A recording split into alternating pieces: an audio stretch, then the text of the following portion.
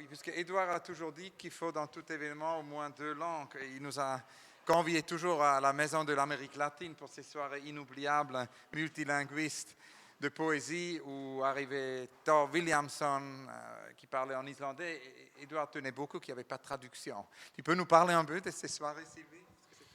Ah oui, c'est ce qu'il appelait il faisait des chaos opéras, hein. Et donc chacun était invité à intervenir, mais dans sa langue. Et, euh, et donc nous devions essayer de... Enfin, il disait toujours, j'écris en présence de toutes les langues du monde. Donc pour lui, de toute façon, on avait un sens, on comprenait ce qui était dit, même dans une autre langue, enfin, parce que déjà, cet imaginaire-là qui parle nous a déjà touchés, était déjà là. Donc, il nous invitait à entendre la langue. Et puis, évidemment, ensuite, on allait vers les traductions, mais déjà à les entendre d'abord, hein, à être à l'écoute de ces langues. Et on a toujours beaucoup parlé de cet institut et de ce musée que Édouard voulait construire à Martinique, qui est évidemment au centre même de cette exposition ici, comme vous l'avez avec Assad, d'une certaine façon, rendre cette expérience aujourd'hui, la ramener dans la mémoire. Et personne ne connaît ce projet mieux que toi, donc je voulais savoir si tu pouvais nous parler un tout petit peu sur ce projet, sur les idées de ce projet, et peut-être aussi les raisons pour lesquelles ça ne s'est pas fait finalement. Oui.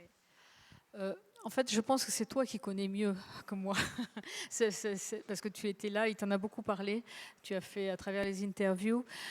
C'est vrai qu'il avait ce grand projet peut-être une nouvelle idée du musée, qui à la fois conviait évidemment les artistes, mais aussi les voix poétiques.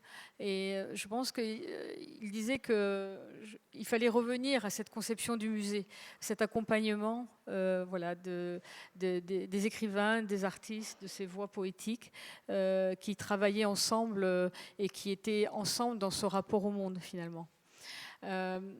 Oui, on lui avait donné un lieu en Martinique, c'était une usine, une ancienne usine à sucre qui portait les mémoires des luttes sociales et des victoires en fait, des luttes sociales.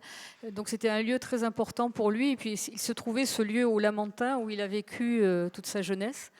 Quand il a voulu faire ce lieu, tout de suite, environ une cinquantaine d'artistes ont voulu être là, ont voulu avoir leurs œuvres dans ce lieu, être autour de ce projet. Donc tout était assez prêt. On lui avait donné le lieu, il avait les œuvres, les idées étaient là, tout ça.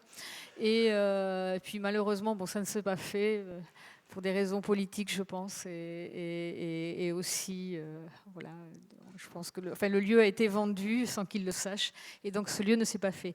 Mais il s'est constitué finalement en un lieu nomade parce que cette collection, en tout cas, donc le musée finalement existe toujours. Les œuvres sont là, à l'Institut Tout Monde. On fait de temps en temps, très rarement, quelques expositions. Et quelques œuvres, d'ailleurs, de ce musée sont ici, et notamment les œuvres de Mata, et puis celle de Valerio Adami, qui est ici, et Segui aussi. Donc c'est vrai que ce lieu ici résonne assez bien, répond assez bien à cette idée du musée d'Édouard, je pense. Et puis la façon dont vous l'avez conçu aussi, on entend, c'est-à-dire que les œuvres sont là et on entend et cette pensée-là, poétique, résonne aussi partout. Enfin, il y a vraiment cet aller-retour qui est vraiment important. Et donc cette résonance, voilà, qui est celle du tout monde. Je pense que c'est ça. En fait, je pense que dans le musée était aussi une recherche de ce tout monde, ce tout monde qu'il a cherché partout dans son œuvre poétique, dans son œuvre littéraire. Et c'est vraiment concret ici dans ce lieu. C'était aussi d'ailleurs pour lui, je pense qu'il avait dit ça lors d'une interview, le musée était pour lui aussi un lieu de résistance, un lieu où s'exprimaient toutes ces pensées qui émergent à l'heure actuelle, qui résistent justement à tous ces systèmes, à toutes ces pensées de système qui réduisent par le bas et qui nivellent en tout cas par le bas. Et voilà. Le musée, ça serait intéressant, il nous parle un tout petit peu de cet univers des artistes qui étaient autour d'Édouard, parce qu'évidemment, il y avait Wilfredo Lam et Mata qui étaient plus âgés, c'est un peu comme des mentors. Après, il y avait les artistes de sa génération, il y a donc Antonio Segui et Valerio Adami qui sont aujourd'hui parmi nous et qui vont parler plus tard cet après-midi. Ce serait intéressant si tu peux nous parler un tout petit peu de ce contexte artistique qu'il voulait avoir dans son musée. Et il y avait aussi quelqu'un ce matin qui nous a demandé, et on a essayé de répondre à ces questions, mais ce serait intéressant d'entendre ta réponse. Pourquoi ce focus sur les Amériques? Il est arrivé donc en 1946 à Paris. Il a tout de suite trouvé en tout cas le milieu des artistes et des poètes à la Galerie du Dragon. Donc c'était dans les années 50.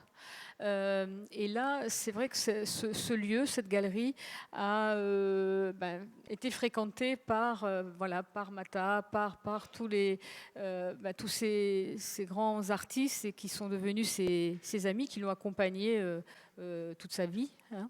Et c'est à ce moment-là aussi qu'il a d'ailleurs publié ses premiers poèmes qui ont été illustrés par Lam, par Mata, par les artistes. Et donc, ça a été tout de suite cette relation poétique aux artistes a été une évidence pour lui. Et je pense que son œuvre est vraiment partie, son intention poétique de base est vraiment partie de cette fréquentation de l'art et des créations des artistes qu'il fréquentait, enfin des gens qui étaient importants à cette époque, en tout cas, qui traduisaient ce temps et ce rapport au monde, c'est sûr. Il nous a souvent parlé donc de Geneviève, et c'est peut-être le moment pour demander à Geneviève de nous raconter un peu sur les relations avec Édouard et son dialogue. Oui, je connais Sylvie et Édouard Glissant depuis plus de 30 ans. Je pense que j'ai commencé à sculpter à la montagne sous le regard d'Édouard. Mon premier bois, je l'ai fait, on était tous ensemble dans une grange de montagne. Excusez-moi.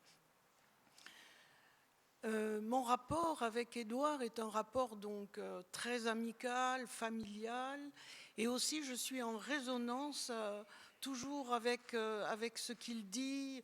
J'ai besoin de ses livres autour de moi avant de commencer à travailler à l'atelier.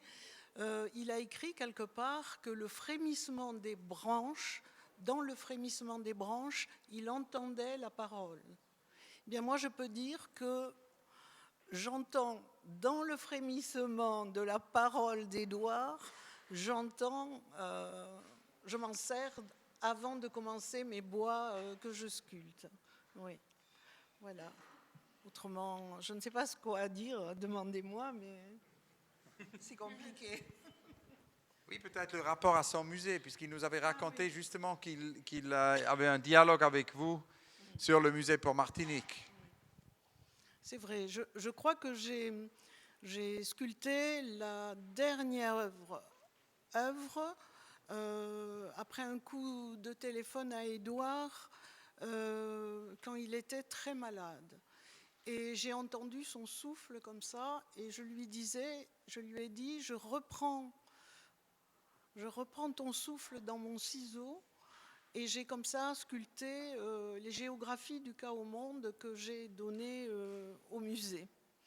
Et je pense que cet espace fait de frémissements, de sentes, de tours et de détours rendait un tout petit peu les géographies d'Édouard. Voilà. Et aussi, Édouard disait toujours que ce musée ne devrait pas être continental, non? Que ça ne devrait pas être un continent, mais un archipel. L'archipelago était le modèle. Il me disait dans une interview, j'imagine le musée comme archipel, et donc ne pas une synthèse qui standardise, mais un réseau de relations entre différentes traditions et perspectives. Je voulais demander si tu pouvais peut-être nous dire un peu plus sur cette idée de l'archipel. Mais de toute façon, voilà, il avait aussi cette notion de pensée archipélique. Et ce qui était pour lui, qui relayait aussi la pensée du tremblement, c'est-à-dire une pensée loin des certitudes qui enferment, quoi, qui réduisent, qui empêchent justement d'aller plus loin, qui réduisent d'ailleurs à notre propre transparence, à notre propre système. Et il relayait ça aussi à une pensée de l'opacité. C'est-à-dire, voilà, cette pensée du tremblement, cette pensée de l'opacité était pour lui la façon à travers laquelle on devait peut-être écouter le monde, enfin le voir, c'est-à-dire être très sensible au surgissement, à tout ce qui arrive et non pas rester enfermé sur ces notions, par exemple d'identité fermée, d'identité unique, d'où évidemment tout se découle, cette notion de l'identité comme identité-relation qui est absolument nécessaire à l'heure actuelle pour pouvoir vivre le monde tel qu'il se crée actuellement, tel qu'il émerge. Et donc, je crois que tu en as un peu parlé, tu vois, il essayait de nous prévenir contre toute cette notion de l'identité qui arrive maintenant à racine unique. Donc c'était la pensée du rhizome, alors c'est beaucoup de choses, donc je ne peux pas trop, voilà, mais je pense que ça donne quand même quelques pistes pour essayer de comprendre. C'est formidable et ça ramène directement à cette phrase conclusive que Édouard nous a dit quand on lui a parlé une dernière fois de son musée, quand il a dit « Nous devons multiplier le nombre des mondes à l'intérieur du musée ». Donc, cette idée de multiples mondes. Mais merci infiniment Sylvie, merci infiniment Geneviève. Thank you so much.